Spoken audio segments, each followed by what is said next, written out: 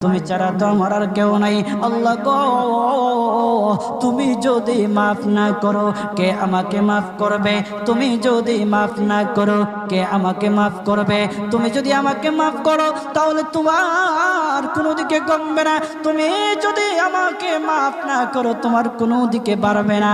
আল্লাহ গো, তুমি আমাকে মাফ করে দাও। সারাটা জীবন অন্যায় কাজ করেছি, সারাটা জীবন নাফরমানি করেছি, আমার কাছে কালেমার দাওয়াত কম আসে নাই, আমার কাছে কালেমার দাওয়াত কম আসে নাই, আমাকে লোকেরা কম বোঝায় নাই। ওগো আল্লাহ, তুমি আমাকে মাফ করে দাও। মাফ না করলে কোথায় যাব, কার কাছে যাব? বাবা যখন মারে তখন মার কাছে আশ্রয় নেওয়া যায়, মা যখন প্রহার করে তখন বাবার কাছে আশ্রয় নেওয়া যায়, বাবা মা যখন প্রহার করে তখন দুনিয়ার কারো না কারো কাছে আশ্রয় নেওয়া যায়। ওগো